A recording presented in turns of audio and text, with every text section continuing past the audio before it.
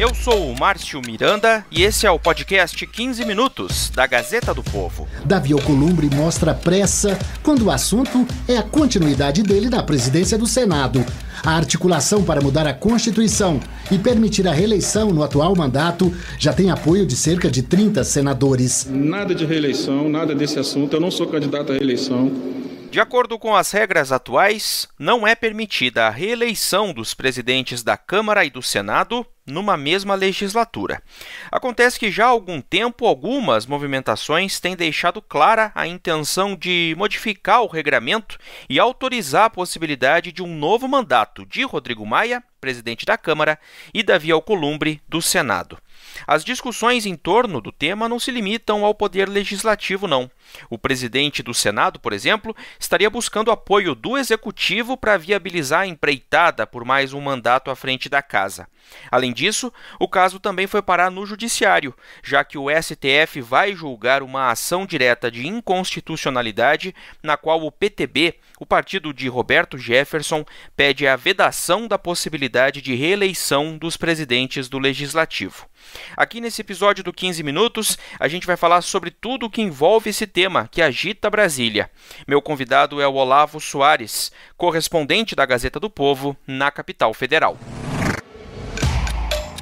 Olavo, para começar eu queria saber o seguinte, os dois presidentes, no caso o Rodrigo Maia da Câmara e o Davi Alcolumbre do Senado, eles têm trabalhado, digamos, na mesma intensidade em busca dessa possibilidade de conquistar uma reeleição, hein, Olavo? Olá, Márcio. Olá, pessoal. É um prazer falar com vocês. E não, Márcio, não é um trabalho igual por parte dos dois presidentes. O Rodrigo Maia, presidente da Câmara, ele publicamente declara que ele não tem interesse em ser candidato.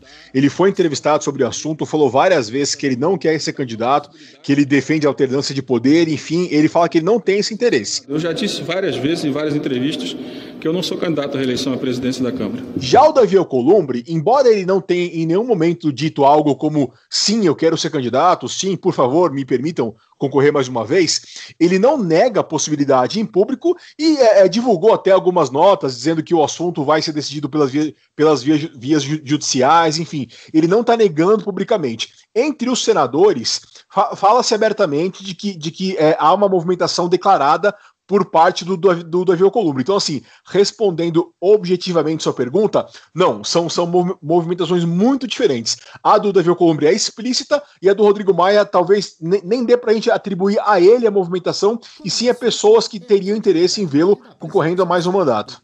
A articulação para mudar a Constituição e permitir a reeleição no atual mandato já tem apoio de cerca de 30 senadores. A proposta que estende o mesmo direito ao presidente da Câmara foi apresentada por Rose de Freitas, do Podemos, que contrariou a orientação do próprio partido, que pediu a expulsão dela. Mas eu queria esclarecer até o seguinte, Olavo, porque é muita informação em relação a esse assunto também. O que diz a regra hoje sobre reeleições de presidentes da Câmara e do Senado, hein, Olavo? Márcio, é interessante a gente falar disso, porque assim, a gente sabe que o direito é um ramo muito complicado, né? Mas a Constituição brasileira, ela, nesse aspecto, é um dos textos mais claros que existe. Uhum. Porque ela fala assim, o mandato de presidente da Câmara e do Senado tem validade de 2 anos e a pessoa que é eleita não pode concorrer a uma reeleição para o período subsequente. Isso é um texto muito claro, nítido, sem margem para interpretação.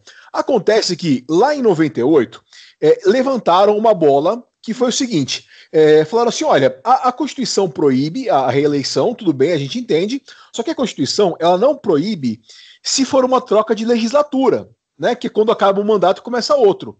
Então a pessoa falou, poxa, é verdade, e aí permitiu-se que houvesse essa possibilidade de reeleição. Isso começou lá em 98 para permitir que o Antônio Carlos Magalhães se reelegesse. O Michel Temer, ele também se beneficiou disso quando ele foi reeleito presidente da Câmara, e a gente viu isso agora recentemente com o Rodrigo Maia, né? O deputado Rodrigo Maia vai comandar pela 3ª vez consecutiva e vai estar na presidência da Casa por mais 2 anos. Para o cargo de presidente, Rodrigo Maia, 334 votos. O Rodrigo Maia ele foi reeleito agora no começo de 2019, sem infringir as regras, porque houve esse entendimento, que ele foi eleito em 2017, como houve a troca da legislatura de 2018 para 2019, então ele concorreu com esse entendimento de que na mudança de legislatura se pode concorrer a uma nova reeleição. E agora, então, como eu disse, é um texto muito claro da Constituição de que não se pode concorrer, não se pode disputar uma reeleição ao mesmo cargo. E aí então, estão se tentando fazer umas interpretações jurídicas para dizer que sim, poderia concorrer, e por isso que é um pouco complicado, mas assim, o texto constitucional é muito claro dizendo que não pode. Acho que as matérias estão completamente equivocadas. Toda hora que eu encontrar o ministro do Supremo agora, então estarei tratando da ação do PTB, que trata da não possibilidade do que já é proibido, da reeleição à presidência da Câmara e presidência do Senado. Mas então, Olavo, quais são assim as frentes, né, que a gente pode esperar que poderiam modificar algo nesse sentido que você explicou? Tem uma PEC no Legislativo, né, e tem também a questão no Supremo Tribunal Federal, uma ação do partido PTB, né, Olavo? Exatamente, Márcio. Sim, a gente tem essas duas frentes. Digamos que uma frente seria a mais definitiva, mas a mais trabalhosa, e a outra frente seria a mais instável, porém a mais rápida. Vamos começar pela PEC, que é a mais definitiva, mas a mais trabalhosa. A PEC, como o nome diz, é uma emenda à Constituição. Ela modificaria o texto da Constituição para dizer que sim, pode-se fazer uma reeleição dos presidentes de Câmara e de Senado. Isso aí seria até uma coisa mais correta, digamos assim, né? Seria uma mudança de regra para permitir tal.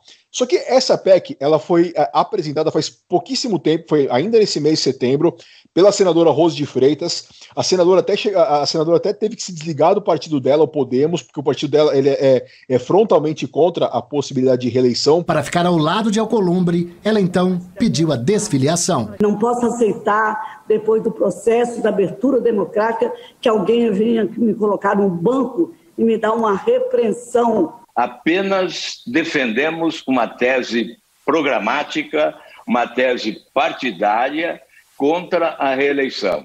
Enfim, só que uma PEC, para uma PEC ser aprovada no Congresso, habitualmente é um processo muito longo, muito demorado, que envolve votações tanto na Câmara quanto no Senado de 2 turnos em cada casa, com aprovação por 3/5 em cada uma dessas votações. Além disso, a PEC tem que ter uma comissão especial que avalia, depois tem que passar na comissão de Constituição e Justiça. Enfim, é um processo muito longo.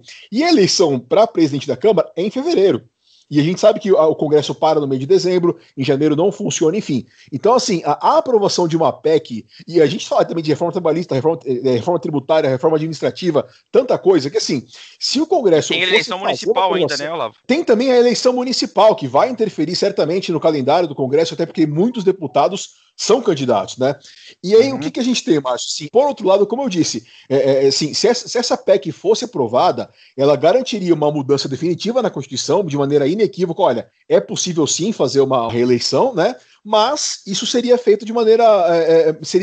digamos que um recorde mundial o Congresso aprovar uma PEC até fevereiro, né? A gente está em setembro, até fevereiro e tal. Aí tem essa via judicial, né? O PTB entrou com uma ação, o PTB é o partido do Roberto Jefferson, um partido aliado do Bolsonaro, né? E o PTB entrou com uma ação de uma maneira preventiva, digamos assim, querendo que o Supremo diga que não pode haver a reeleição de nenhum presidente, nem de Câmara, nem de Senado. Inclusive o PTB, ele questiona até a autorização que acontece hoje, né? O PTB ele quer até que não valha essa possibilidade na troca de legislatura. O PTB quer que seja barrado qualquer possibilidade de reeleição, né? E aí, então, isso vai ser avaliado pelo Supremo. O que acontece? O Supremo ele vai decidir no tempo dele, a gente não tem prazo para isso e tal. Só que, nesse contexto, os presidentes de Câmara e Senado ganharam um grande apoio, um grandíssimo apoio, dado na quarta-feira, dia 16, que foi um parecer da Advocacia Geral da União, que disse que, sim, é possível, juridicamente falando, que seja legal uma nova candidatura, à luz da Constituição. Que aquele texto que eu disse que é definitivo não seria tão definitivo assim, né? Que seria possível, sim, uma nova candidatura dos presidentes de Câmara e Senado. Em parecer enviado ao Supremo, a Advocacia Geral da União, que representa os interesses do governo, destacou que a Constituição não esgota as possibilidades de reeleição nas casas do Congresso e a questão deve ser decidida pelos próprios parlamentares. Né? Então, foi um parecer da Advocacia Geral da União que vai ser levado em conta pelo Supremo na hora de decidir decidir a questão.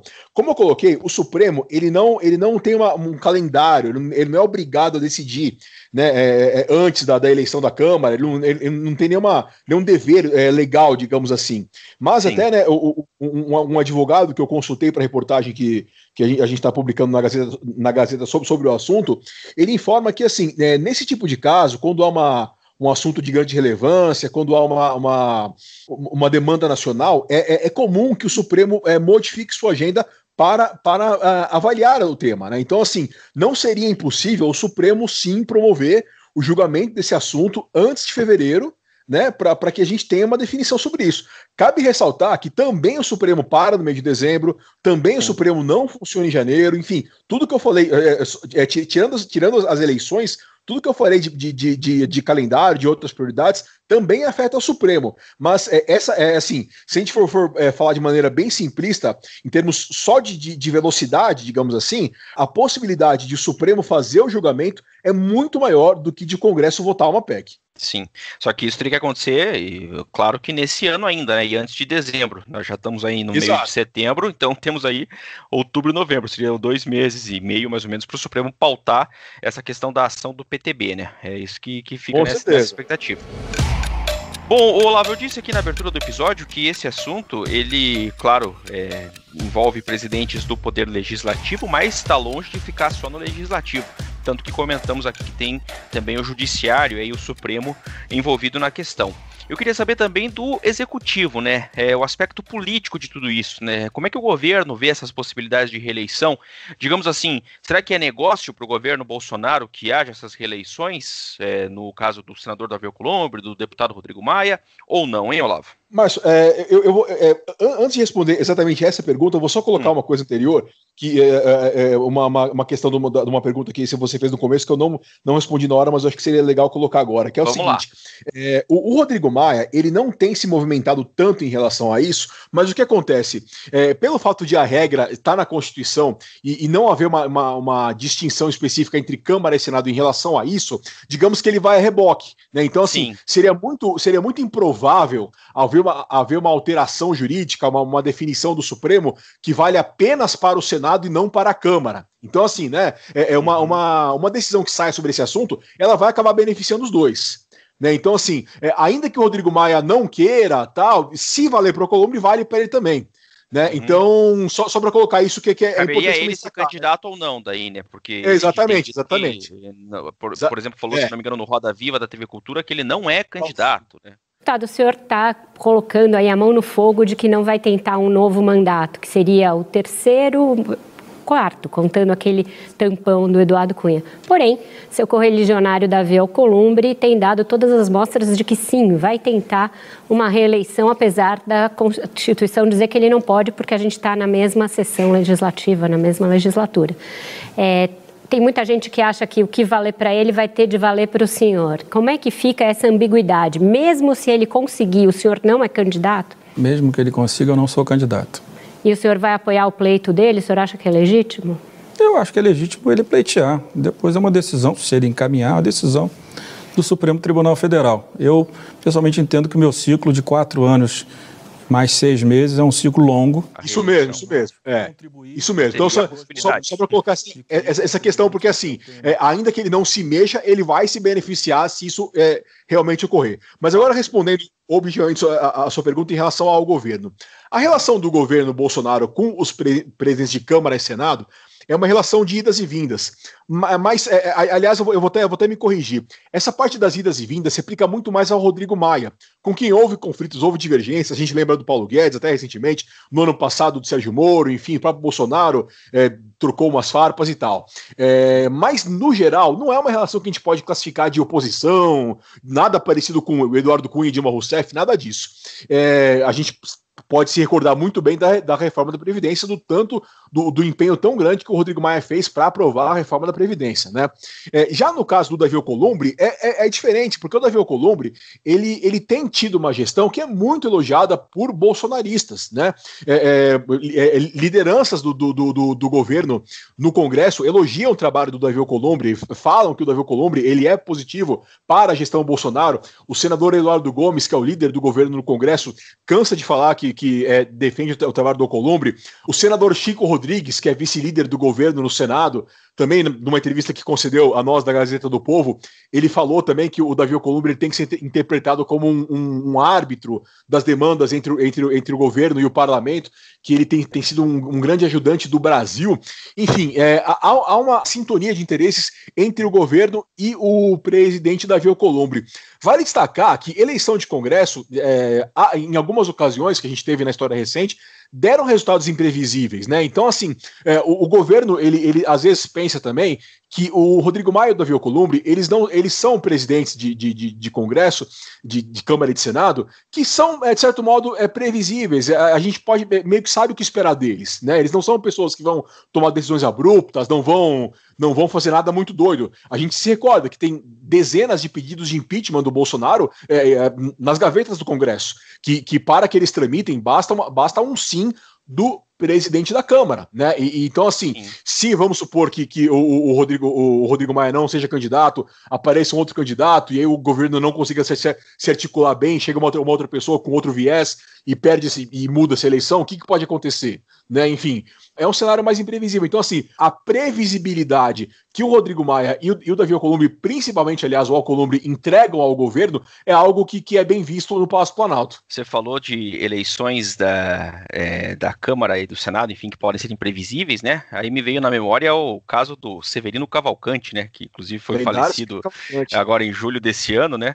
Que foi deputado e na época do governo Lula, ainda em 2005, no momento em que houve aí uma certa confusão na eleição da Câmara por parte de aliados do governo, aí acabou surgindo o nome do Severino Cavalcante como presidente, né? Esse foi um episódio... E vale lembrar, Márcio, que naquela ocasião, 2005, porque assim, a gente poderia fazer uma confusão, 2005 foi o ano do mensalão, né, que o Lula tal, mas não, o mensalão foi depois. Então, assim, naquele momento, o governo Lula desfrutava de popularidade, né? Não era um governo que estava mal, nas cordas, nada disso. Ou seja, tudo pode acontecer, né? O cenário de Câmara é bem imprevisível mesmo, né? Assim, fazendo até um exercício de imaginação que me ocorreu agora, por exemplo, no começo agora do ano, aliás, até melhor dizendo, logo que ocorreu a eleição de 2018, o deputado delegado Valdir, de Goiás, que era um bolsonarista de primeira linha, ele se lançou como candidato a presidente da Câmara, né? Ele tinha como cartaz, digamos assim, o fato de ser o deputado federal mais votado de Goiás por 2 eleições e ter sido um dos primeiros apoiadores do Bolsonaro. Ele usava isso como critério para ser um candidato bolsonarista a presidente da Câmara, e hoje em dia ele é rompido com o Bolsonaro. Imagina se ele tivesse ganhado, né? O que a gente ia ter? Né? A gente teria um adversário do Bolsonaro na presidência, né? Então, assim, como eu disse, o Rodrigo Maia e o Alcolumbre, eles são mais previsíveis. Talvez seja isso que o governo queira agora, né? Olavo Soares, obrigado por participar mais uma vez aqui do 15 Minutos. Até a próxima. Valeu, Márcio. Eu que agradeço. Um prazer falar com vocês. Até a próxima. Tá terminando aqui mais esse episódio do 15 Minutos, o podcast da redação da Gazeta do Povo. Durante a minha conversa com Olavo Soares, você ouviu áudios que foram tirados de reportagens veiculadas pela TV Bandeirantes, também pela TV Brasil e ainda do programa Roda Viva da TV Cultura. Todos esses áudios que estão disponíveis no YouTube. Eu lembro que o 15 Minutos conta com a participação da Maria Escrocaro e da Jennifer Ribeiro na produção, a montagem é do Leonardo Bestloff e a direção de conteúdo do Rodrigo Fernandes. Eu sou o Márcio Miranda e agradeço muito a sua companhia. Até mais!